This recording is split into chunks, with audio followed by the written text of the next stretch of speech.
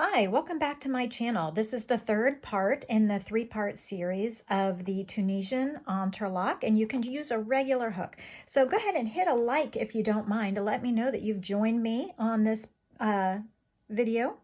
Also, the links to the previous versions, both right and left for parts 1 and 2, are already down in the description below. Let's grab our little swatch as we've been walking along. I'm going to show you today how to do the blue section that fills in the pinking sheer look, the rig-rag look. And I'm going to go ahead and use magenta because I think maybe the blue is a little too dark for on camera. So this is the top up here, and I am going to insert my hook in the stitch where I normally would start the next square. So I'm going to add the new yarn here by simply yarning over. I don't even need a slip knot on my hook and pulling up a loop. Now we're doing Tunisian simple stitch, so I am going to Tunisian simple stitch in each of the bars across. So we started here and we're working down and we're filling in this space until we get to here, and then we'll fill in that space, just to give you a little roadmap of where we're going. So I'm Tunisian simple stitching by pulling up the bar as if to Tunisian simple stitch, because that's what we're doing all the way across, and we're building up these little rows.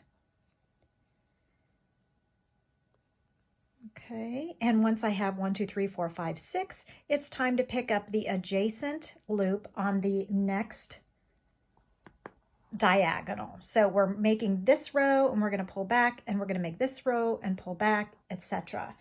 All right, so let's yarn over and pull through 2 loops on the hook.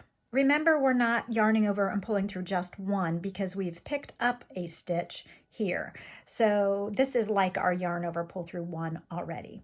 Yarn over, pull through 2 loops all the way across until one loop remains on the hook. All right. And now I'll tension up that tail that I just pulled through so that it is nice and appropriately snug for my gauge. Now I'm going to skip a stitch. This loop here acts as the loop right here. So this is a 1-for-1 stitch. We're going to skip the first vertical bar and go right to the second one. So we're skipping the second one and pulling up a loop 1, 2, 3, 4, 1 in each of those loops, and then 1 in the next available stitch on the diagonal. So now we have 6 loops on the hook instead of 7. We are reducing by 1 each row across. Okay, so this first loop on the hook counts as the first one. We'll skip the next one. We will pull up a loop in the remaining simple stitches and also the next available loop on the diagonal or the square that's adjacent.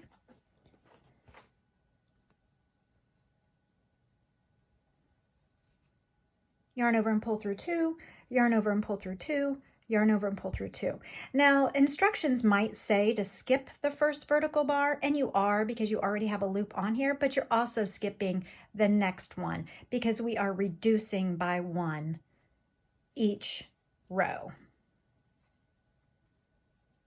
And then yarn over and pull through 2, yarn over and pull through 2, across. Okay, so the first one is already made for us. It's on our loop, our hook already.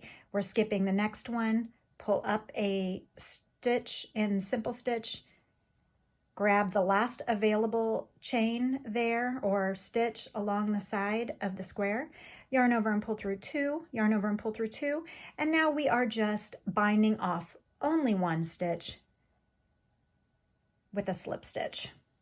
Slip stitching in the next stitch. Okay, so now we have the space filled in, and we'll do that all the way across. So we only have 1 more space since this is a small swatch. So let's do it again. So we're just doing the same process, Tunisian simple stitching, 1-for-1 on the first row, and then decreasing each row after that. So we have 6 pulled up. So our 7th loop will be pulled up in the diagonal of the next square or triangle since we're near the end of the swatch. Yarn over and pull through 2, yarn over and pull through 2 all the way across. Now we'll repeat the same method of leaving one loop on the hook that counts as the first one, skipping the next one, which actually counts as the second stitch, pulling up a Tunisian simple stitch in the remaining vertical loops, and then also pulling up a Tunisian simple stitch in the next available loop on the adjacent square. Sorry for my stomach growling there. I just had a big piece of chocolate cake. Don't tell anybody. You know I love cake. Okay, so we are doing the same thing over and over. We're decreasing by 1 each time.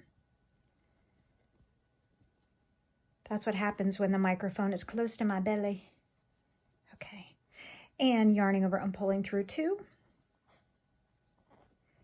Skipping essentially the first 2. There's one already in the hook, so we're not skipping the first one, but we are skipping the second. But since we don't have to do anything for the first one, it feels like we're skipping it also. Okay, so we are filling in the spaces. So much fun. It's going to give it a nice finished straight edge, and then we will just bind off with a slip stitch and slip stitch in the last stitch. So we've made our little fill-in triangles. There is a little bit of a bump there, but it's going to be evened out when we put an edging on it.